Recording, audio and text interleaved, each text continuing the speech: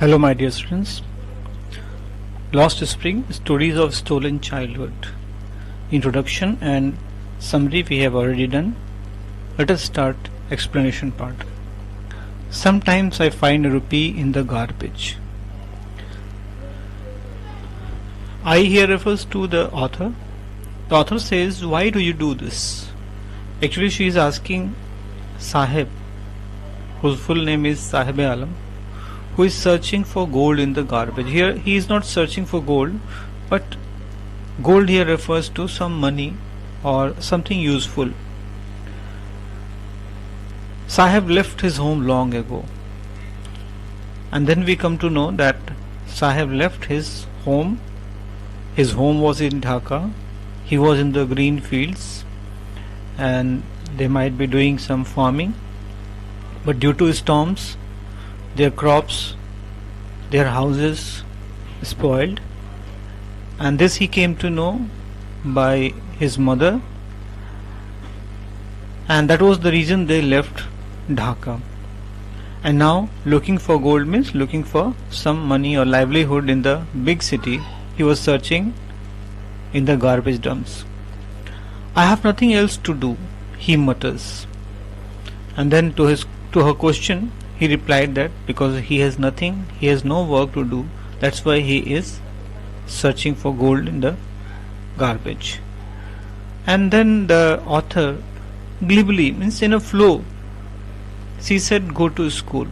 But immediately she realized that the advice she has given is worthless. Spring Stories of Stolen Childhood Part 2. So we started with Sahib-e-Alam, who is searching for gold, and the author asks him why he does so. There is no school in my neighborhood. When they build one, I will go. So to the advice given by the author, Sahib-e-Alam said, because there is no school, so when the government they will build one, then definitely he will go to school. Then in a half joking manner, means the author was not at all serious, so she asked one more question. If I start a school, will you come? Yes, he says, smiling broadly. Means he took that as a promise, that she is doing a promise and definitely he will come. A few days later, I see him running up to me. Is your school ready? So that day the author said everything in a joking manner, but the boy took it as a promise. Yes.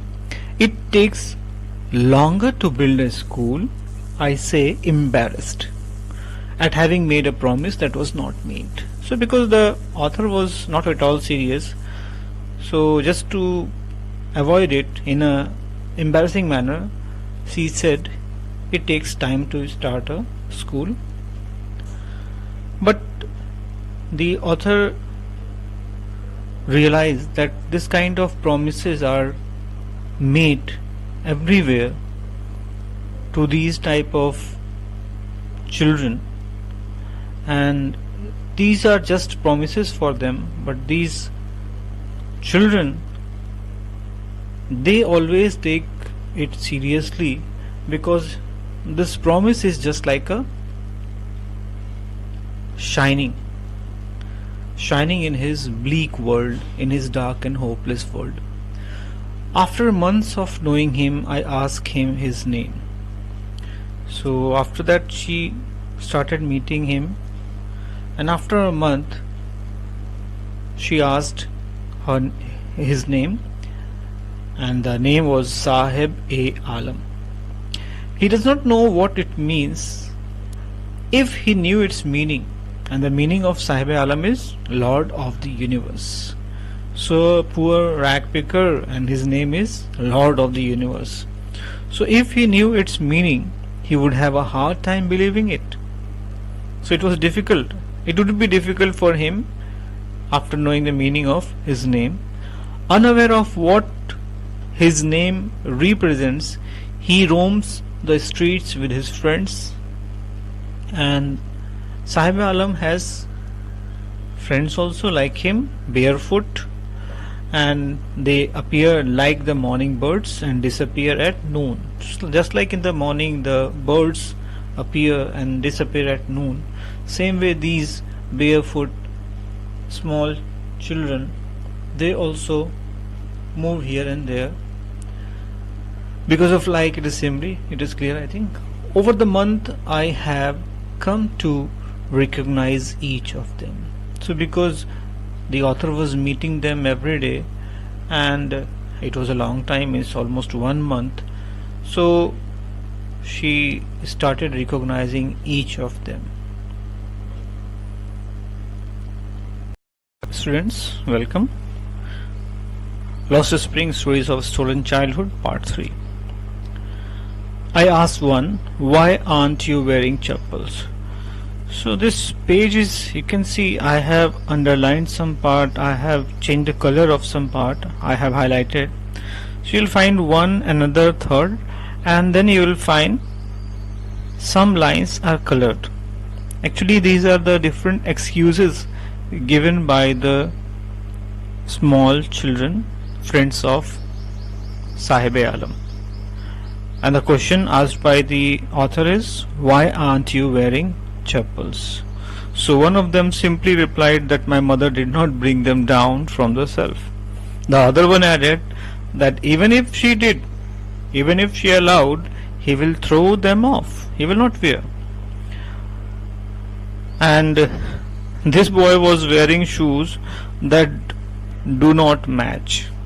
When I comment on it, he shuffles his feet and says nothing. He tries to hide it.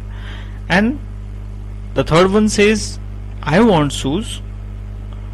And this boy, who has never owned a pair of all his life, he said, I want shoes. Traveling across the country, I have seen children walking barefoot in cities on village roads. And it is not lack of money, but the tradition to stay barefoot is one explanation.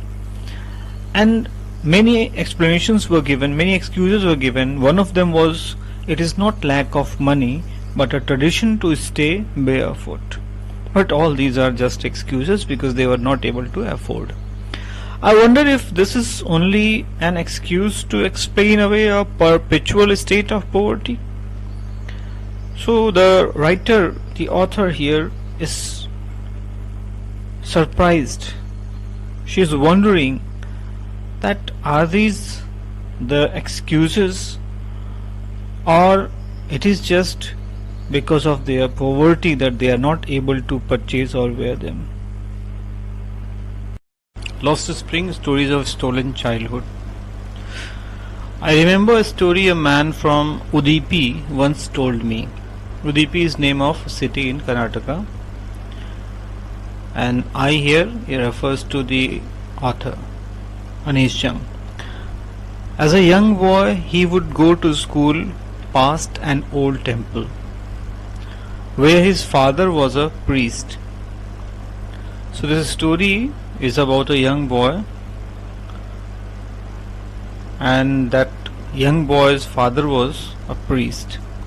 He would stop briefly at the temple and pray for a pair of shoes. So that happened long back. It's an old story. But after 30 years later, I visited his town, and the temple, which was now drowned in an air of desolation. Yes, drowned in an air of desolation, is now completely ruined. So in the backyard where lived the new priest, and the backyard of that temple there was a new priest, there were red and white plastic chairs. A young boy dressed in a grey uniform. So there is a young boy who is wearing uniform, school uniform, arrived panting, and that boy is panting. He threw his school bag on a folding bed. Looking at the boy, I remembered the prayer another boy had made to the goddess when he had finally got a pair of shoes. Let me never lose them. So there is a comparison between two boys, one 30 years back and this one who has got whatever he has wished. His condition is better. He is able to wear the clothes, go to school. Let me never lose them. So just for shoes, that boy was so much keenly interested that he requested God not to lose it. The goddess had granted his prayer. Young boys like the son of the priest now wore shoes. So 30 years back, whatever he wished, that is fulfilled. But many others, like the rag pickers in my neighborhood, remain shoeless. So this is showing a contrast that 30 years back, whatever happened, that is changed, but still there are people, there are children like these rag pickers who are still shoeless.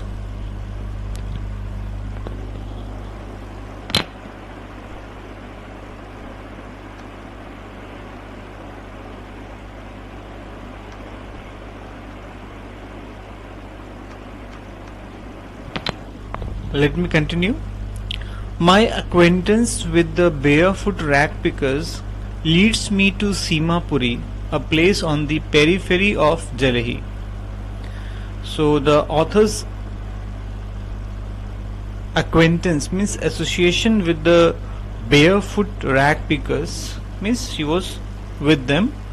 So that led her to Simapuri, a place on the periphery of Delhi, yet miles away from it. This is a remarkable line because though they are very close to the capital of India, Delhi, but their condition was not like they are living in a capital city. So it is metaphorical here that though they are living in Delhi, but they are away from the facilities given in a metropolitan city. Those who live here are squatters, refugees, who came from Bangladesh back in 1971, and Sahib-e-Alam's family is among them. Simapuri was at that time in wilderness. It still is, but it is no longer empty. Means in those days it was uninhabited, but now it is fully filled with these type of people. In structures of mud, the houses they have made is not made like the houses in the big city. It still is, but it is no longer empty. Means the small huts, hutments made of mud, tarpaulin, tin, these are there, and that's why that place is no longer empty. In structures of mud with roofs of tin and tarpaulin, devoid of sewage, drainage or running water, lived 10,000 rag pickers. So though there were people living made of houses made of tin and tarpaulin, but there was no sewage connection, sewage management, waste management, drainage or running water facility. So they were living there, but there were no facilities, and around 10,000 rag pickers were living there. They have lived here for more than 30 years without identity, without permits, but they had ration cards. And these are important because with the ration cards only they can get their names on voters list, and in this way they would be useful for the politicians. So they had voter ID cards and that's why ration cards were availed to them, and this was useful for them because it enabled them to buy grain. Food is important. It is very important for survival than an identity. If at the end of the day we can feed our families and go to bed without an aching stomach, means for them it was very important to sleep after getting food, not to sleep empty stomach. So if at the end of the day we can feed our families, the families of rag pickers, we would rather live here than in the fields that gave us no grain. So because they have come from Bangladesh, Dhaka, and there were storms, so they prefer to live in these hutments because the fields they had, it had no grain for them. Say a group of women in tattered sari. When I asked them why, they left their beautiful land of green fields and rivers. So whenever a question was asked, whenever these rag pickers were asked why they have left their native place, they told that they are getting at least food. Wherever they find food, they pitch their tents that become transit homes. So they were living a nomadic life. Children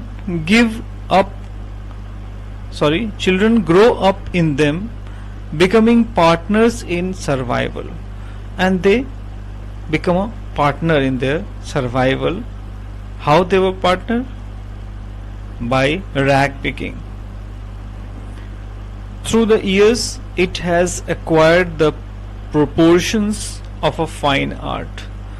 So the area which was covered by the rag, by the garbage, it has covered a shape. It has taken a shape of a fine art.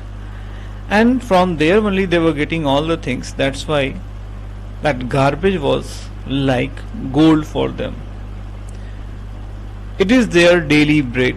How it is gold? Because that garbage was only giving them daily bread, daily food, a roof over their heads, means from there they get some tarpaulin pieces, some tins, even if it is a leaking roof.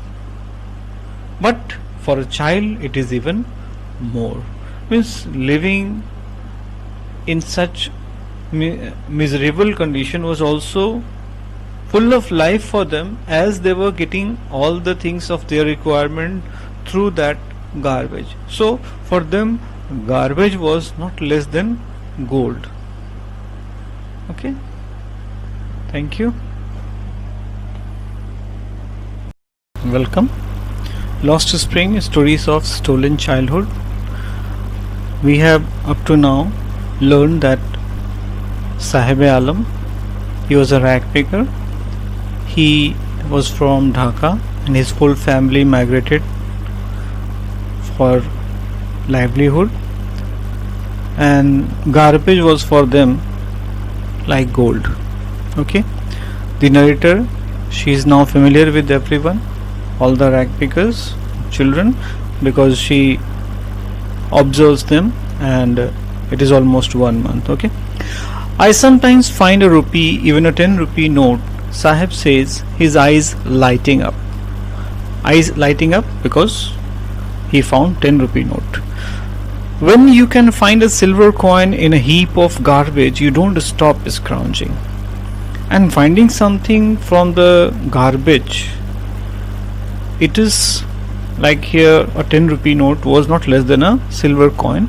So finding anything from the garbage encourages them, and that's why there is hope of finding more, and they, means all the rag pickers like Sahib Alam, they continue searching in the garbage. Here it seems that for children garbage has a different meaning.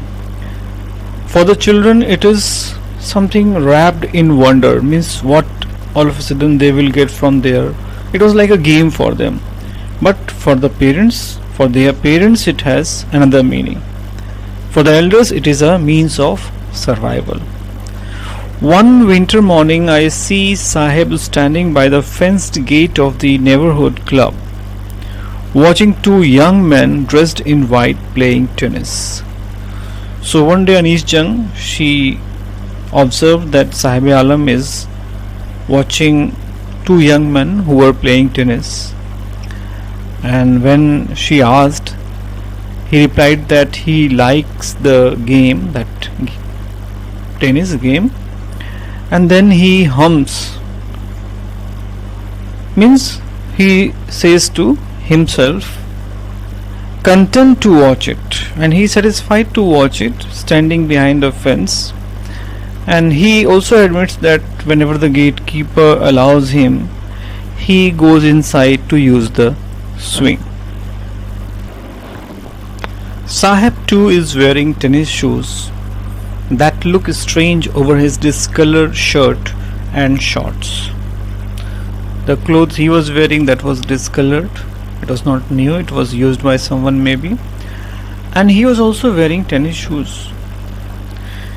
He says in the manner of an explanation that these shoes are given by someone to me, but actually those shoes were discarded one, thrown away one, by some rich boy. He might have refused to wear because it was having one hole. But for Sahib, it does not bother. For one who has walked barefoot without shoes, so one hole was nothing that can hinder his dreams. But the game he is watching so intently is out of his reach. But that game he was watching, keenly interested, that was out of his capacity. This morning Sahib is on his way to the milk booth. In his hand is a steel canister. I now work in a tea stall down the road.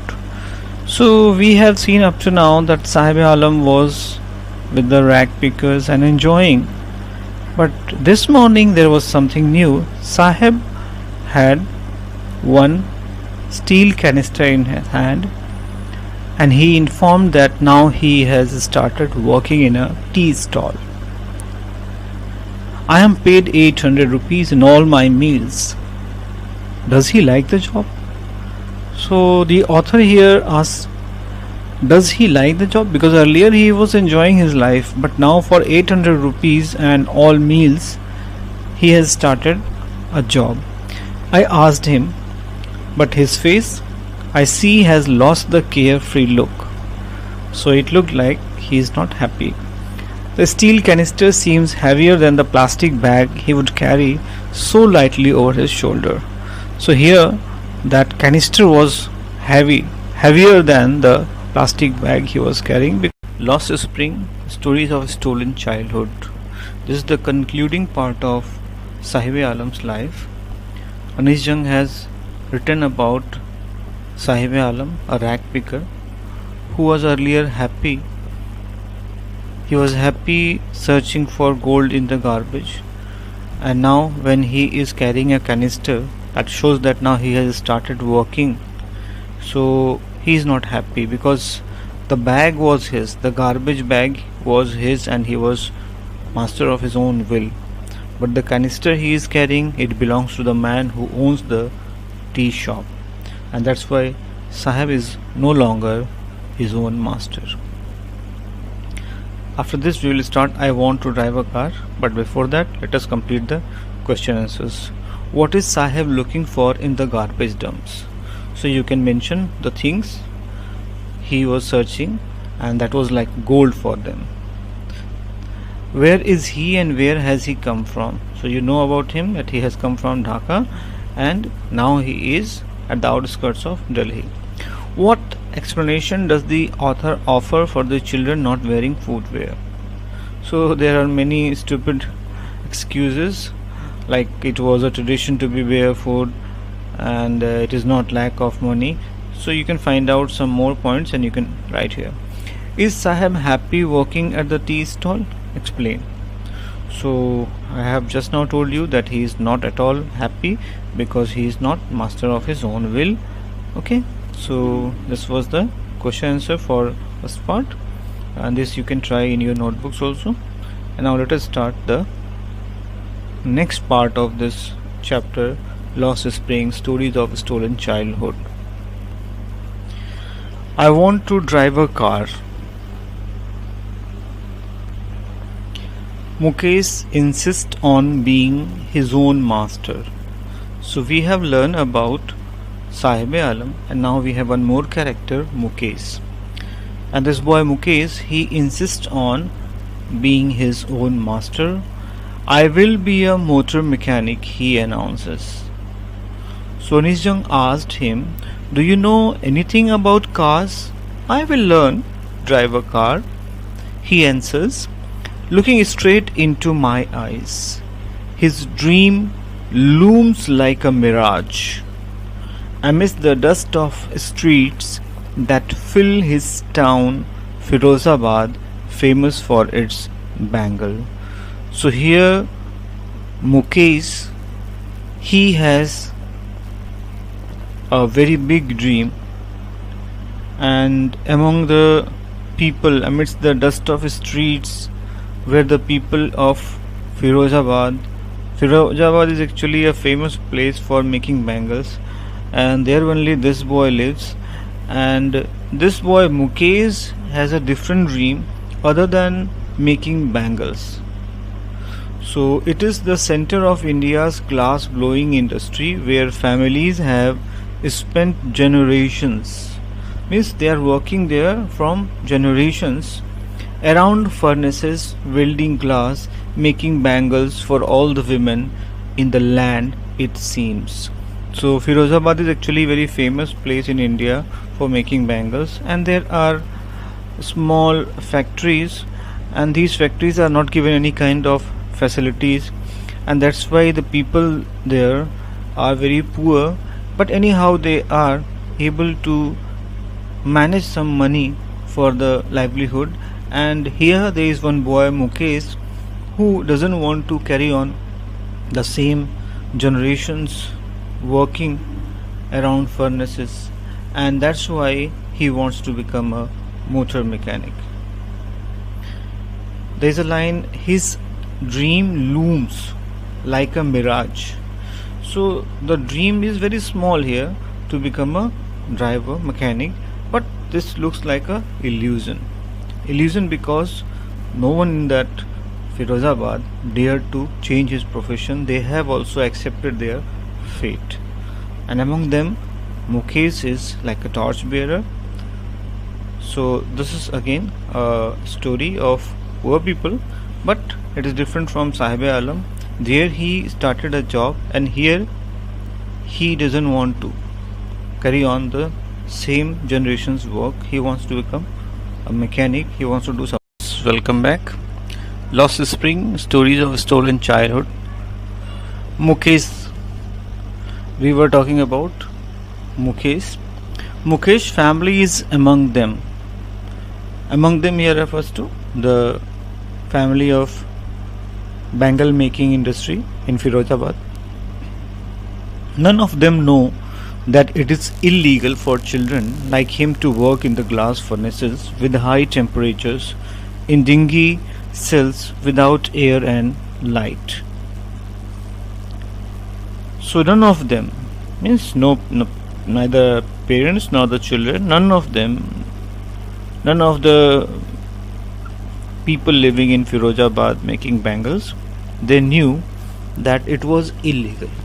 It was illegal to use children for making glass bangles in the high temperature. It was risky for their life, and these were small rooms, dark and gloomy, without air and light. And if law is enforced, then definitely these 20,000 children will be out of the hot furnaces, means around 20,000 children are working there, and because the law is not enforced properly, that's why they are working there. And it's a demerit of working there that they lose their brightness of their eyes. And Mukesh's eyes beam as he volunteers to take me home. So when Anish Jung met Mukesh and when she wanted to go to his home, he was very happy and he also felt proud because he was taking her to his recently made house. We walked down stinking lanes. The lanes were stinking, smelling foul, choked with garbage, and past homes that remain hovels with crumbling walls. So when they crossed the hovels, cottages, small huts, which were breaking into pieces, walls were wobbly, and doors were unsteady. No window crowded with families or humans and animals coexisting in a primal state. So you can imagine the situation there. The houses there are crumbling walls, means their walls are not proper, the doors are unsteady, there is no window in some houses, and every house was crowded with families or humans, and not only humans but animals were also living with them, and it seemed like in the primeval state, like in ancient time people were living same way. Here also they were living in small cells. Mukesh stops at the door of one such house. He bangs a wobbly iron door with his foot and pushes it open. And then Anish Jung and Mukesh, they both enter a half-built shack.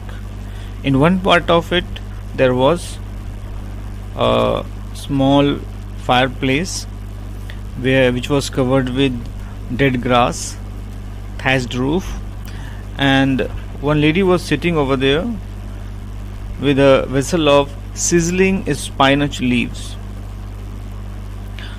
Means she was cooking food. On the ground in large aluminium platters are more chopped vegetables, and some vegetable was chopped and kept there for cooking. A frail young woman is cooking the evening meal for the whole family. The woman there who was cooking the food, she was very frail, weak. Through eyes filled with smoke, she smiles, and because it was not like nowadays good quality stuffs, but it was filled with smoke and her eyes were filled with tears, but she smiles. This smile here refers to her welcome to the visitors, and the visitors are Mukesh and Anish Jung, the narrator. Okay, welcome. Lost Spring, Stories of Stolen Childhood. Up to now we have come to know that there is a boy, Mukesh, who has a different dream, and his parents are working in Firozabad Bengal factory. They are living there from generations and working the same task. She is the wife, and we have seen in the previous session that there is one lady cooking food, and Anish Jung with Mukesh enters the house. So that lady, we are going to start with that. She is the wife of Mukesh's elder brother. She is not very much older, but as a bahu, as a daughter-in-law of the house, she has the command, she has the respect, and she is working under 3 people, in charge of 3 men: husband, Mukesh, and their father. When the older man enters, older man means father-in-law, she gently withdraws behind the broken wall. She hides herself and brings her veil closer to her face and covers her face with the veil. So because it is a custom in India that daughters-in-law must cover their faces before the male elders. In this case, the elder is an impoverished bangle maker. Impoverished because he is made poor.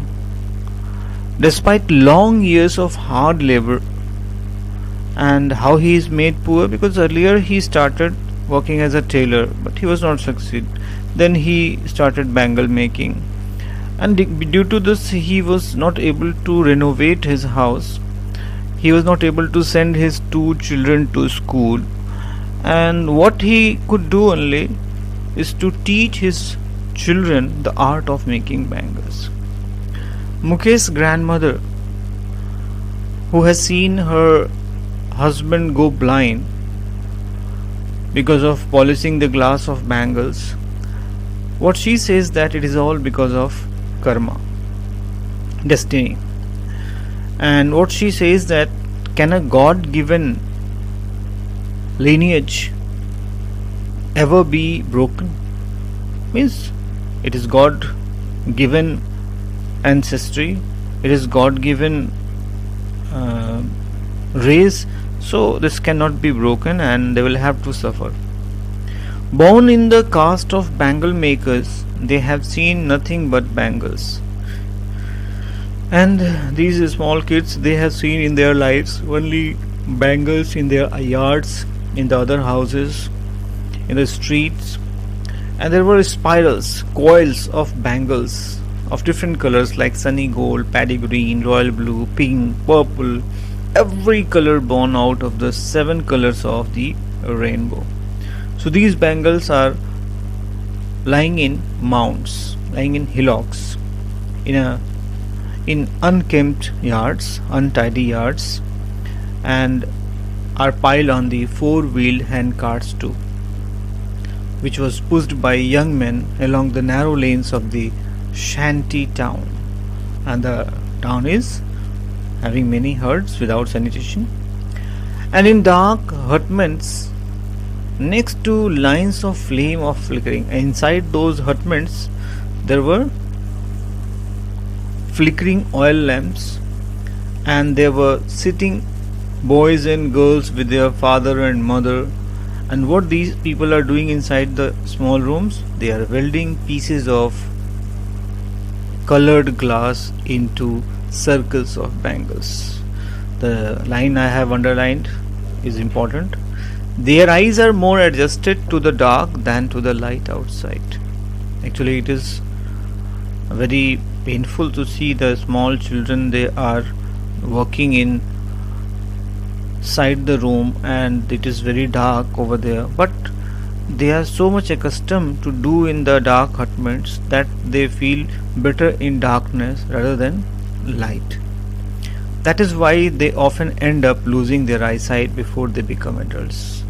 And as a result, due to working in the dark, due to working in the small rooms which was having unhygienic atmosphere, low oxygen, no light, so that's why what happens that these kids, they lose their eyesight before they. Welcome my dear students. Lost Spring series of stories of stolen childhood. Savita, a young girl. So we were talking about Mukesh. Before that we talked about Saiba Alam, and now we have one more character, Savita, a young girl in a drab pink sari, sits alongside an elderly woman soldering pieces of glass. So as I told you, they were all in the dingy houses, and it is not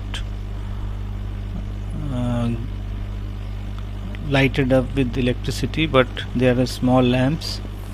So in that darkness, Savita, a young girl wearing drab pink dress, is sitting and soldering pieces of glass.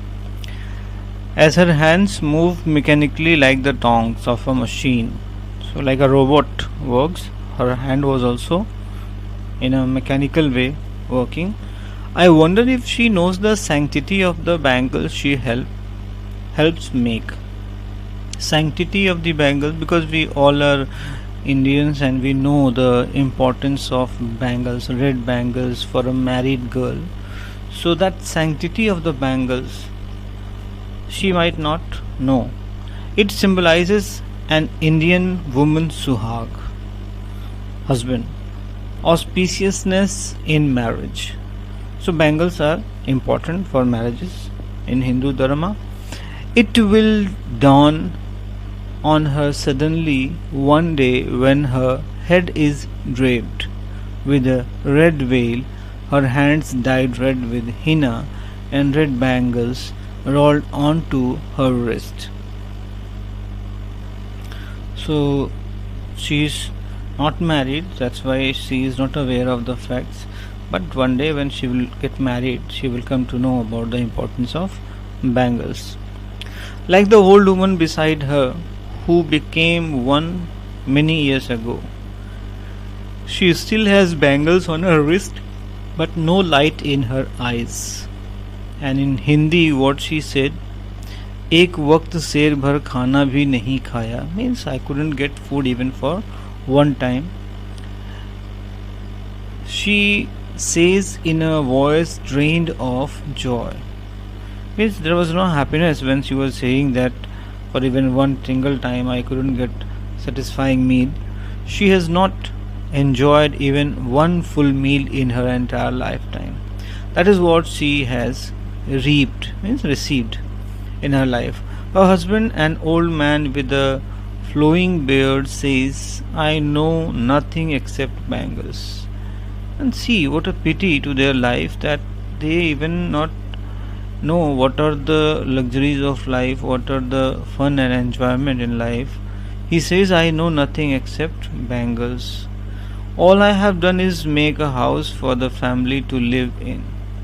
Hearing him, one wonders if he has achieved what many have failed in their lifetime. So that was like a achievement, because when the others are not able to concentrate on any other things, he is at least able to make a roof over his head. The cry of not having money to do anything except carry on the business of making bangles, not even enough to eat, rings in every home. Means the same problem everyone faced there in Firozabad. The young men echo the lament of their elders, and it happened from generations. The young men, they did the same thing which the elders did. Little has moved with time, it seems, in Firozabad. Years of mind-numbing toil have killed all initiative and the ability to dream. Means they have stopped even dreaming. Why not organize yourself into a cooperative? This was one suggestion, because in those days there were middlemen who trapped the forefathers and fathers of the people living in Firozabad. Even if we get organized, we are the ones who will be hauled up by the police. Means even the police was not supporting them, beaten and dragged to jail for doing something illegal. Means it was considered something illegal if they make a cooperative. They say there is no leader among them, no one who could help them see things differently. Their fathers and welcome. Lost Spring, stories of stolen childhood. Their fathers are as tired as they are. They talk endlessly in a spiral that moves from poverty to apathy, to greed and to injustice. So we talked about the middlemen, vicious middlemen who were exploiting the people of Firozabad, and the generations after generations were doing the same work, and they were not able to come out of poverty. Their fathers are also tired, and it seems like there is a coil which moves again and again from poverty to apathy and from greed to injustice. Means the same thing happens with every generation. Listening to them, I see two distinct worlds, one of the family caught in a web of poverty, and the other the vicious circle of sahukars, the middlemen, the policemen, the keepers of law, the bureaucrats, and the politicians. These people who are caught in the web of poverty, they have been exploited, burdened by the stigma of caste in which they are born. and the sahukars and other people, they are exploiters. Together they have imposed the baggage on the child that he cannot put down, and that's why the coming generation can also never come out of it. Before he is aware, he accepts it as naturally as his father. To do anything else would mean to dare, and that was not allowed. And daring is not part of his growing up. So, for children like Mukesh or Savita, daring and thinking about something else was not possible. When I sense a flash of it in Mukesh, Anish Jung, the author, says when she realized that there is some spark in Mukesh, then I was fully happy, cheered. I want to be a motor mechanic, he repeats. He will go to a garage and learn, but the garage is a long way from his home. So he said, I will walk. Do you also dream of flying a plane? He is suddenly silent. So, in a joking manner, the writer asked if he wishes to dream of a plane, flying a plane. And see the beautiful thing here, that he realizes and he knows about his fate, but then also he has made some target, but that target which he can achieve. So when he was asked about dreaming flying a plane, he said no. In his small murmur, there is an embarrassment that has not yet turned into regret. So he is not still in that condition to regret, though he is embarrassed, but he knows his limitations. He is content to dream of cars that he sees hurtling down the streets of his town. Few airplanes fly over Firozabad, but he never thought about it. And now we have some questions. What makes the city of Firozabad famous? The bangles. It is center of India's glass blowing industry. Generations involved there. Mention the hazards of working in the glass bangles industry. Eyesight, dust, polish, high temperature, furnace. How is Mukesh's attitude to his situation different from that of his family? The family thinks it is a destiny, and Mukesh wants to become a mechanic. He wants to change his fate. So this way you can complete the question answers given for practice, and remaining question answers we will do in the next session. That will be the last session for this chapter. Here you can read, there are various things telling about the character of Mukesh. Like, he knows that he cannot dream of flying a plane, but to his limits he knows that he can be a mechanic. Thank you. And now the time has come for the question answers. First question is, what could be some of the reasons for the migration of people from village to cities? So value points I have written: failure to crop production, for livelihood, for employment, and for the survival. So with the help of these points you can answer the question. Would you agree that promises made to poor children are rarely kept? Yes, you can write promises are only kept to the rich people, to the poor it is rarely kept. Why do you think this happens in the incidents narrated in the text? It happens in story because the author has asked just in a joking way. What forces conspire to keep the workers in the bangle industry of Firozabad in poverty? There are many things like moneylender, middlemen, police, bureaucrats, politicians, and above all, I think, because they all have accepted their fate. Next is talking about the text. This also you have to do in your notebook. How, in your opinion, can Mukesh realize his dream? By his capacity to take courage, his strong willpower, his patience, his hard work, and firm will. Mention the hazards of working in the glass bangles industry. And there are health hazards. You can mention those, how they were doing work in the small room. Middlemen, policemen, loss of eyesight, risk of life, all these points. Why should child labor be eliminated and how? It's a very important question. They work in hazardous condition. Their childhood is stolen. They become adults soon. They are ill-fed. They are uneducated. So definitely it should be eliminated. Concrete efforts by government, and these are the measures. How can it be done? Concrete efforts by government, NGOs, political leaders, laws, and rehabilitations can help. And I have given 4 extra questions. This I will not discuss with you. You'll have to write on your own. The questions are: what is Mukesh's family attitude towards their situation? Describe Mukesh as an ambitious person. Sahib is no longer his own master. Comment on it. And last question is: whom does Anees Jung blame for the sorry plight, means poverty, of the bangle makers? Okay, so this way you have to complete this chapter. There is a mistake, let me correct it. Okay, so thank you.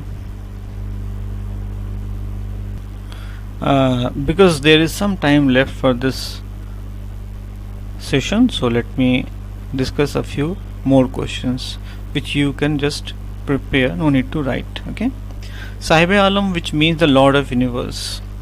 So this is exaggerating the fact. Someone's name is Sahib-e-Alam and he is a rag picker. So what's the figure of speech?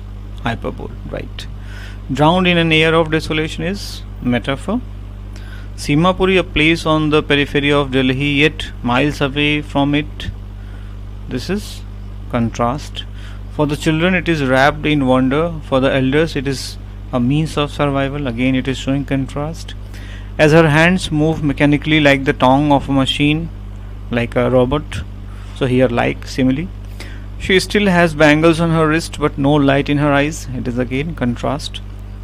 Few airplanes fly over Firozabad, so this is a hyperbole.